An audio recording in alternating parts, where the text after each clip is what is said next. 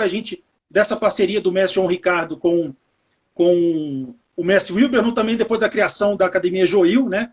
Que posteriormente foi o nome que foi dado ao Joil, que era Il de Wilbernon e Jo de João Ricardo. Fala um pouco para a gente até a criação da Budokan. Fala um pouco sobre o início da relação dele com o João Ricardo até a Academia Joil, depois a Budokan. O Wilbernon ele é anterior ao João Ricardo, né? Ele começa a treinar no início da década de 60, na Kodokan com Barradas. Rapidamente ele se desenvolve, né, não só na parte de grappling, mas na parte de strike. Faz diversos vale-tudo. Eles acabam se juntando, né? Eu não sei se eles já eram amigos, né, anteriormente, mas eles já eram, né? Estudaram junto no colégio interno. Isso, eles abrem a academia Joil, e o João Ricardo, me parece que ele tem uma história bem anterior no karatê. O João Ricardo ele não conhecia essas técnicas de grappling, né? Me parece que ele tinha feito um pouco de judô no colégio interno. Ele sai do colégio interno com 18 anos e, posteriormente, ele se envolve com o karatê, se desenvolve no karatê, só conhecendo a luta livre bem mais à frente. Então, me parece que ele faz uma luta, cara, eu não sei se é com o Maneco Santana também, tem uma luta ali, meados de 70, não, que ele acaba fazendo. Eu tinha o recorde dessa luta, mas ele acaba batendo muito no sujeito em pé, só que o sujeito leva ele para o chão. Cara, eu não sei se é o Maneco também, que ele luta com o Maneco. Não, Maneco ele não. Eu acho que ele luta com alguém na academia do Maneco. Eu sei que ele acaba sendo levado para o chão, ele é finalizado, né? E acaba se interessando aí, né, pela parte de grappling, e vai lá pedir, né, uma ajuda ao Wilbernon e começa a treiná-lo. Aí, posteriormente, eles têm ali a inauguração da Budokan, né, e o mestre Leitão ele só chega realmente bem posterior, né? Então, tudo se desenvolve aí, mais ou menos, em meados da década de 70. Ele é bem anterior, né? Ele começa ali... Ele começa na década de 60. Ele é praticamente quase contemporâneo ali do mestre Leitão também, né? O mestre Leitão tá pareando com ele ali. O mestre Leitão começa a treinar em 53, isso aí pelos mesmos japoneses aí que o Barradas passou, né? Aprende. Se forma em 60 em judô, então começa a se interessar por luta livre também, né, em meados de 60. As coisas começam a se desenvolver bastante para gerar a Budokan em meados de 70. Né? Você tem ali diversos campeonatos de wrestling olímpico. Eles também estão muito envolvidos, né, com algumas lutas de vale tudo. Só como o Joel mesmo tinha falado anteriormente, né, vale tudo nunca deu dinheiro. Você lutava vale tudo, porque gostava, né? Você queria representar sua academia, ou por rixa. Né? Você tinha uma rixa com capoeira, você tinha uma rixa com karatê, e o pessoal se juntava e fazia um evento, mas quase sempre não tinha nem bolsa, né? Era uma coisa muito amadora. O seu pai de Joel pagou para lutar com o Maneco, né? Então eles começam a deixar um pouco o Vale Tudo de lado, né? Não que, né, eles tenham abandonado o Vale Tudo, mas o desenvolvimento ali do wrestling, tanto no freestyle, né, que é a luta livre olímpica, e a luta greco-romana. Eles começam ali a se desenvolver, a participar de campeonatos. O Wilbernon é campeão brasileiro, foi campeão brasileiro, vice-campeão brasileiro, também fez bastante lutas aqui no Rio de Janeiro, né, e na terra natal dele em Goiás. Então, eles começam a se desenvolver com wrestling olímpico e acaba gerando ali, né, cara, a Academia Budokan, que vira um celeiro, né, da luta livre brasileira. Lembrando que a luta livre brasileira, a luta livre esportiva, né, que vai ser chamada e conhecida assim posteriormente, ela ali já era uma mistura, né, cara, muito grande do pessoal que disputava, né, o Vale Tudo, que era chamado de luta livre americano. Então, muitas das vezes, eles não tinham, né, como se desenvolver profissionalmente, não era algo viável. Então, eles iam se dedicar lá aos modelos olímpicos, né, que era o freestyle e a luta greco-romana.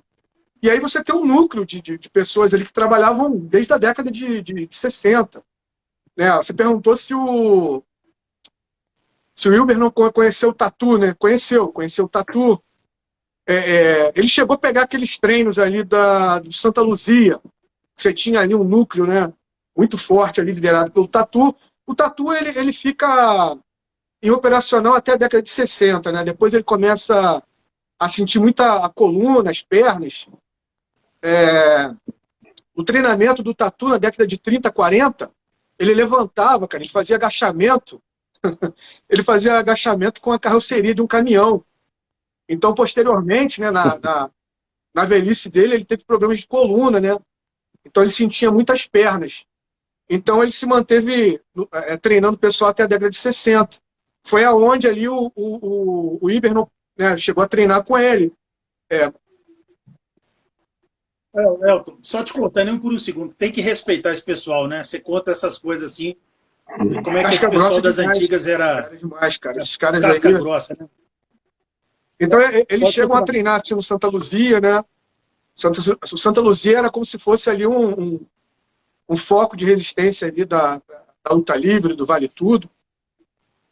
Porque muita gente acha que o Vale Tudo era uma coisa que acontecia sempre, né? Não, luta livre, o Vale Tudo não era profissional, né? Não era viável. Então você fazia o Vale Tudo uma vez ou outra. Né? O Iber não deve ter tido ali quase umas 30 lutas, né? O Cristiano chegou a levantar bastante coisa, cara. É porque a gente não sabia dessa importância, né, do pai do Joil. Então a gente conversando com o Joil, a gente pegou o nome dele, jogou na hemeroteca e começou a pesquisar. E a gente começou a achar muita coisa interessante, né? E foi vendo ali a importância dele dentro da construção da luta livre e da Budokan. Então, eu acho que com o tempo, assim, a gente vai conseguir levantar muita coisa. Você pega as entrevistas antigas ali que eu tenho do Carlinhos, ele já falava, né, do pai do Joil treinando com eles lá.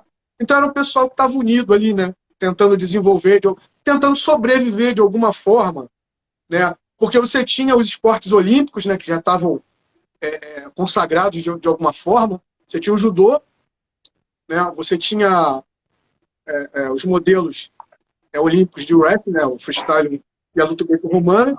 Então você ficou ali com o jiu-jitsu e a luta livre brasileira, né, tentando se manter. Né? Então eles criaram ali um foco de resistência muito grande que se perpetuou. Né? Então eles se conheceram, treinaram sim, e só tinha casca grossa ali, cara. O Cristiano tem uma lista, né, do pessoal que treinava ali, e era um pessoal assim, pegou uma época do Vale Tudo ali muito pesado, né, cara?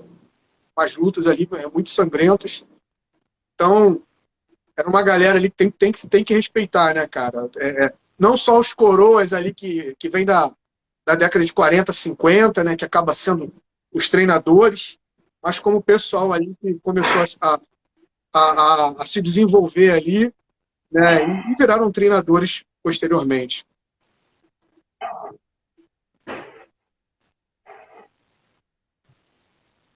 Complementa aí, Joil, sobre a relação do seu pai com o mestre João Ricardo, enfim. Tem uma história do Joil, cara. Vou lembrar aqui antes que eu me esqueça. Do treinamento, cara, que ele viu, só é muito interessante, cara. Esse relato é muito legal. O Joil, ele vai relatar pra gente depois aí.